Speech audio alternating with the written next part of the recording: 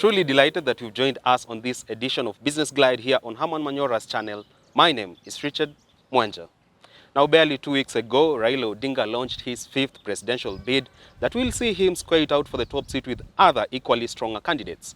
Now, what in his economic agenda will set him apart and perhaps herald a new beginning of economic growth and prosperity for Kenyans should he clinch the top seat come next year's general elections? To delve into this subject, I'm joined by top political analyst and public scholar, the man with the true spirit of a warrior, Herman Manyora. Sir, welcome on set. Thank you, Richard. All right. Raila Odinga barely 2 weeks ago launched his presidential bid, and top of his agenda was the war on graft. And he says, should he clinch the top seat, like never before, he will square it out with people who are in government just to siphon government money. Now, our politicians have over time fallen short the glory on the fight against graft. Do you see that Raila will do this differently this time round? Should he get the seat? Raila has always said that. Uh-huh. You can believe Raila when he says he'll fight graft. Mm-hmm. But the extent to which he can do is becoming increasingly doubtful. Uh-huh. Because the Raila of 2007, I would have believed would fight graft without sparing anybody. The Raila of 2022, yes, he will fight graft. Yes, the spirit will be strong, but the flesh will be weak.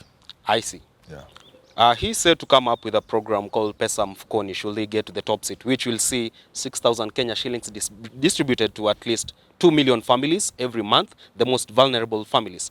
Now, the bone of contention is here. We have over 3.7 million youths who are unemployed, yet they are skilled. How do we strike this balance between knowing who should that money go to? Because we have many unemployed. We also have many people living under the poverty line. Isn't this just an empty promise? It's not an empty promise. I've argued before. All right. Yes, it can be done. We can pay people. I see.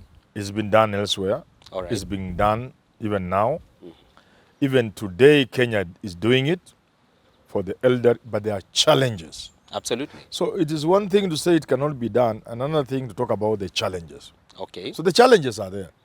Like you said, how do you identify the person to give this 6,000 to? Priority list. How do you ensure that people don't queue for this money and stop looking for jobs for young people? How do you ensure even that somebody working in the mine quarry stops cutting stone to come and get this free money? Absolutely. So those are the challenges, but I think they can be surmounted. All right. Yeah. Uchumi kwa kina mama is one of the vehicle he wants to use once he becomes the president. Should he get that seat? Yes. I'll always repeat that. Yeah. Now, this will see people invest heavily in women microfinance. However, if you look at the case of Faulu, Kenya Women Finance Trust, they haven't really scaled up their participation with women in business. What will they do different with regards now to financing the women business sector? I think the problem in this country is more to do with ethos. To do with, do we have a working spirit? All right. A friend of mine, the late Professor Okoth Okombo, was also a colleague, said he does not see the Luo woman competing like the Kikuyu woman when it comes to business. And he would tell us, he feels once in a while he can get a few Luo women and bring them to Marikiti here. They fight with these Kikuyu women as they go to the market. All right. The spirit, the warrior spirit in a business person, it hasn't quite gotten into Kenyans. So unless you get Kenyans to know business requires certain things, giving them money enough may not, giving money alone may not be enough. Absolutely. Yeah. All right. He talked of reviving some of our once highly valued industry stock of cotton, and Mama Aida actually retaliated the same words. Cotton industry in Ahero, which had collapsed midway. We also have problems of sugar to go in Mumias, and you'll experience it. We actually leasing our sugar mills to private investors. Now, do you see this being feasible, us going back to now getting deeper into pyrethrum farming and all these other sectors that have collapsed midway? There are just many of the things, like Ahero rice farming, cotton industry, sugar mills, sugar, sisal, all these things. They're just a list of many things. And Each one, all of us know that. All of us know for you to industrialize this country, for you to make farming a paying thing, you need to revitalize these industries. Absolutely. Streamline sugar production. But you also need to do more than that. You need to create room for these things that are made here by putting some stop to the things that enter this country and restricted entry of all manner of things. So unless you start there, so I am not seeing, it's not enough to say I will revive the cotton industry. You must begin by telling me what is your stand on importation of second-hand clothes. Mitumba business. You must tell me what is your stand on cheap textile imports from India, Turkey, China. You must tell me that. As president, what will you do to make Chinese angry with you, but you will do it in the interest of Kenya? Absolutely. If you don't tell me that, to tell me you revive the cotton industry, I just laugh, as you say. Okay. But aren't you afraid the combat traders will come up to your neck? Because you've on this show numerous times talking of how we need to get done with second-hand cloth importation. You see, there are two things about second-hand clothes. The first thing is the dignity. Absolutely. When you have people, kumi underwear, you know, underwear for a woman used by another woman, brass used by another woman, socks, dignity alone, dignity, human dignity. Surely the kind of mitumba. By mitumba trade, we don't mean mitumba trade in this country. It's the worst of the worst, the lowest of the lowest that removes dignity from the Kenyan so that you cannot call yourself a human being if you go to Kikomba. Secondly, whereas it is true there are many human beings who depend on this cloth, because before second-hand clothes came, people used to work with tatters. So even the users, it has come to help. But that can be mitigated by the fact that if we enter into full-time textile production, then we shall fill that gap. It will not be like a new cloth and a new cars. Because people say, if you remove old cars, people cannot afford new cars. Absolutely. What are you talking about? I don't think that analogy would apply to cloth. But finally, to answer your question, when I say these ndudhis, border, must be removed from Nairobi and tuk and the rest, I am not oblivious to the fact that these are Kenyans who must put food on the table. True. I'm not oblivious of the fact that mitumba is an industry and Kenyans take their children to school, take their loved ones to hospital. You get it? Support loved ones at home, parents, because from that, I know that. But I'm saying things that stand between us and progress, we must remove them, painful as it may be. But as we remove them, we must remove them as we give these people alternative means of, for example, if you remove matatus from Nairobi, because you must remove matatus from Nairobi. Anybody can hate me. You must remove those people. But who tells you the modern buses here we will introduce must be owned by Mwenja? These matatu people can form the circles they have already. They can afford those new buses.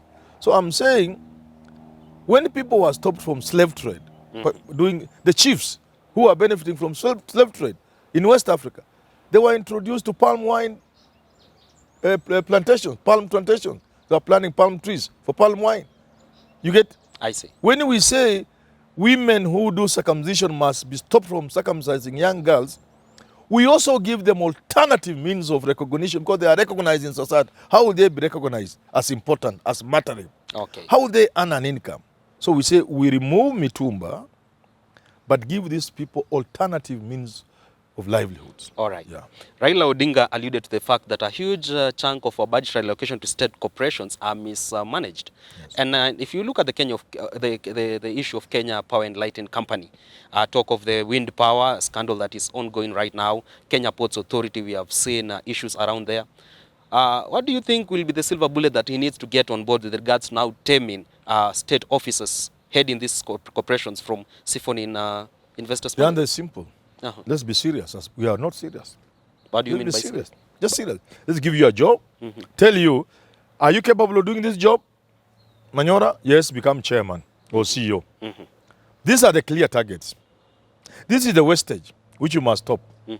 If you fail, you will never get another government job. We will put your name in the data bank. Never will you get another job. But the moment you apply for a job, the red thing, chi in the computer, you will never get. Secondly, if you steal, what you will face, nobody else will steal. You know, we have to be serious. If we are not, this country will collapse. We should bring back a Nyati house. We torture. No, Nyati house, those are bad things. I'm just talking about being serious. First, if you are given a job as the chairman or CEO of a state corporation, if you don't deliver, we put you in a data bank. You will never ever get another public job. Number one. Number two, if you steal or cause people to steal, you'll go to jail. All right. Silver bullet. What if you go there by political appointment and your appointing authority wants you to work in their best interest? That's where I have said and I've repeated, and you are alluding to Raila. It can only be a man, one man or a woman at State House. Only one. Just one. Okay. All these things we are saying is rubbish. It never. You just need one man like me at State House. 5 years, you will not believe this is Kenya. Herman Manyora at State House? Yes, you can't believe this is. You will be surprised. If you went away for 5 years of my presidency and came back, you won't believe this is Kenya. But you've already turned down... all this, the dirt you see, this town being dirty, you can eat from anywhere. But you've already turned down your endorsement for the Westland seat. Why no, I've not turned down. Who tell you? Maybe I'm looking for bigger things, or maybe I'll still go. You don't have the campaign funds. Which funds? I'll get funds. All right. Very last, we have seen Baba talk of Babaker, a program that will see all Kenyans being insured. And he even says those who won't be able to afford this health insurance, the state will chip in and pay on their behalf. Is this feasible enough once he gets to the seat? Should Baba was a progressive, near-socialist leader. He's still a social democrat. But because of associations, he's moved away. He was left, he moved to center-left, now he's center-right. Those are things that cannot work. Those are things that keep Americans, the richest nation on earth, yet people are dying from things that the country can afford. You cannot do business with the health of Kenyans. All right. What this country requires is not an insurance. What this country requires, and Baba, move a little to the center, left. What this country requires is free, quality health care. Free. You walk into hospital. Raila should tell me why we can't have free medical care in this country. Not insurance. Okay. That is a Western way of looking at it. Even the UK doesn't work like that. All right. And Raila knows it. All right. Yeah. He's saying you as an play the role of an economist here, and now Baba is saying he wants to make Kenyan economy free from the shackles of foreign powers so that he will drive the agenda of economic growth by himself. What will you say is the issue that he needs to address first? Surely get the seat. Of course, first of all, you must free ourselves from the debt burden. First of all, by suspending borrowing. Secondly, by renegotiating our debts. And looking at some of the debts that are not even done well, crookish, and saying, well, we can't pay this kind of thing. Absolutely. Looking into some contracts that surely are a predator kind of contracts from the Chinese.